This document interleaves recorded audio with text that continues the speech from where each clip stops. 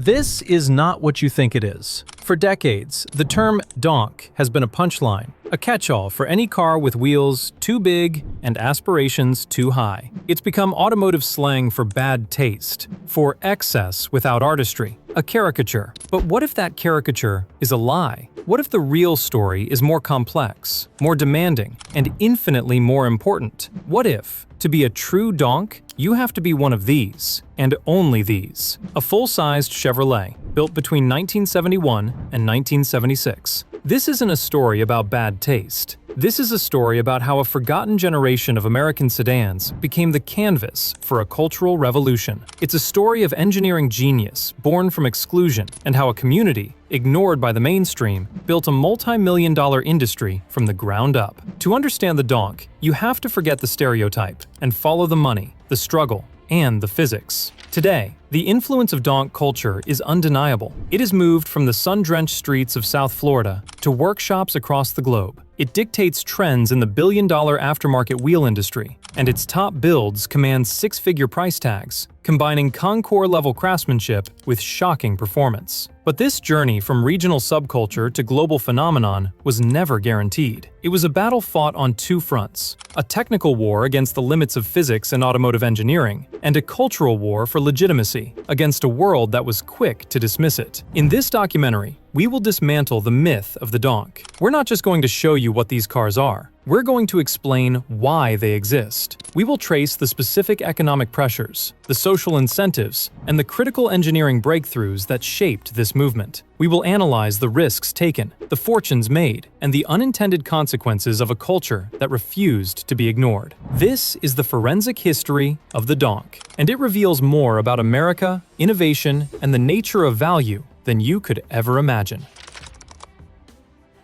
To understand the why of the donk, you must first understand the where and the when. This is not a story that begins in a corporate boardroom or a high-end design studio. It begins here, Miami, the early 1990s. In communities grappling with the economic fallout of the crack epidemic and systemic neglect, a new form of cultural expression was quietly taking root. The canvas was not chosen at random. The 1971 to 1976 General Motors B-body platform, the Chevrolet Impala, and its more luxurious sibling, the Caprice, was the perfect storm of availability, affordability, and presence. These were the last of the truly full-sized Chevrolets, built on robust, body-on-frame architecture. In the 90s, they were just used cars, plentiful and cheap, but they were also symbols. Large, unapologetically American, a remnant of a different era. And for the burgeoning culture, they had a unique identifier. The Impala's leaping antelope logo, often mistaken for a donkey, gave the car its name, the donk. The initial aesthetic was an evolution of the existing lowrider and custom car scenes. It was about flair, vibrant, multi-layered candy paint, plush custom interiors, and the right set of wheels. But in the competitive world of street-level car shows, standing out required escalation,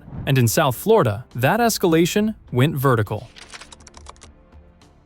The late 90s and early 2000s sparked an arms race for wheel size. The goal was simple: go bigger than the next guy. But this ambition immediately collided with a hard, physical, and economic reality. The automotive industry was not building tires for this. When builders wanted to mount 22-inch and then 24-inch wheels, they weren't sourcing them from a car catalog. They were adapting wheels designed for SUVs and trucks, like the Pirelli-laced hang time. This created a fundamental engineering crisis. These truck wheels came with tall, thick sidewall tires. There was no such thing as a low-profile 24-inch tire. The only way to make them fit was to lift the car's body. But no one, not Chevrolet, not any major aftermarket company, made a lift kit for a 1970s sedan. The market didn't see the value. The culture was invisible to them. So, the pioneers had to invent the solutions themselves. The solutions were brutal and ingenious. Builders were performing what were essentially body lifts, shoving thick blocks of steel between the frame and the body to create clearance. Kenny Lewis, a foundational figure from I-95 Motorsports in Florida, recalls adapting straight axles from Jeeps to get the necessary height and strength. It was a period of raw, unregulated innovation. The results were visually dramatic, creating the iconic, towering high-riser stance. But they were also often crude.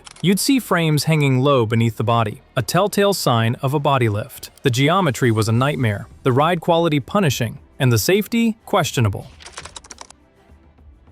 The breakthrough came in the mid-2000s, and it wasn't just one thing, but a convergence of factors. Shops like Big Chrome in Atlanta were becoming epicenters of the movement, pushing the boundaries of what was possible. But the real game changer was the tire industry finally catching up. The development of large-diameter, low-profile tires was the single most important technical innovation in donk history. Suddenly, you can have a 26-inch wheel without a 12-inch tire sidewall. This completely changed the engineering equation. You no longer needed extreme body lifts. You could achieve the look with a more sophisticated and safer suspension lift. Seeing a new, lucrative market, the aftermarket industry, which had once ignored the scene, now rushed in. Companies began manufacturing full-fledged donk lift kits. These weren't just blocks of steel. They were engineered systems with extended control arms, custom spindles, and longer shocks, all designed to lift the car while maintaining as much of the correct suspension geometry as possible. The era of the crude high-riser was over. The focus shifted from pure height to a clean,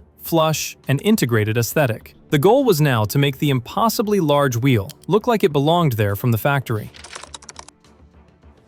As the engineering matured, the culture exploded into the mainstream. The sound of the Dirty South was the sound of the donk. Florida's hip-hop artists, rising to national fame, put their car culture front and center. Rick Ross's anthem, Box Chevy, wasn't just a song, it was a declaration, cementing the 1977 to 1990 Caprice's place in the broader big wheel family. The donk became a rolling symbol of having made it, a rejection of traditional status symbols, in favor of one that was born from their own community. This newfound visibility led to formal organization. Events like Donk Day became annual pilgrimages, drawing thousands to Miami to celebrate the craftsmanship and community. And the culture wasn't just about looks anymore, it was about performance. Figures like Sage Thomas, the Donkmaster, began to redefine the performance potential of these cars. He founded the National Donk Racing Association, creating a space for builders to prove their machines weren't just for show. By swapping in modern, high-power drivetrains, like the LS series engines from Corvettes, and reinforcing the chassis and suspension for racing, they created monsters. The Z06 Donk, a 1971 Caprice convertible with the heart of a Corvette Z06, could run the quarter mile in under 10 seconds, making it faster than the supercar it borrowed its engine from. This was the ultimate refutation of the stereotype, a show car that could outrun a race car.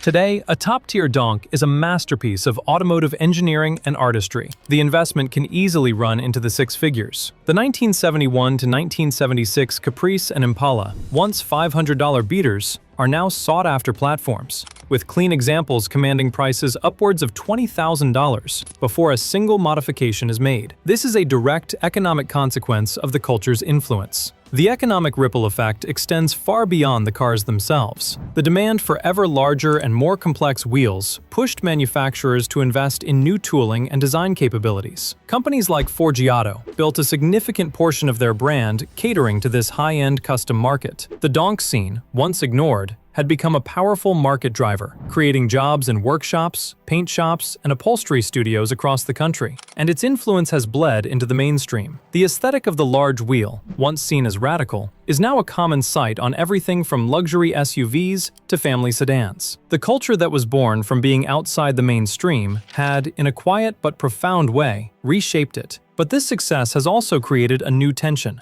The purists, who hold to the strict 1971 to 1976 definition, versus a world that now calls any car with big wheels a donk. It's a battle for the soul of the culture, a fight to protect the history and specificity of their creation against the very mainstream that once rejected it. The story of the donk is a powerful lesson in value. It proves that value isn't just what a manufacturer dictates or what the mainstream accepts. Value can be created. It can be built in a workshop in Charleston, on a drag strip in Florida, or on the streets of Miami. It is forged by a community's shared passion, their ingenuity under pressure, and their refusal to be invisible. So the next time you see a car on towering wheels, look closer. Is it just a car with big rims? Or is it a piece of history? Is it a caricature? Or is it a caprice? Because one is just a modification. The other is a monument. If you believe these stories of automotive history need to be told with this level of detail, subscribe to our channel. Your support allows us to continue this deep dive, forensic approach to the cars that have truly shaped our world.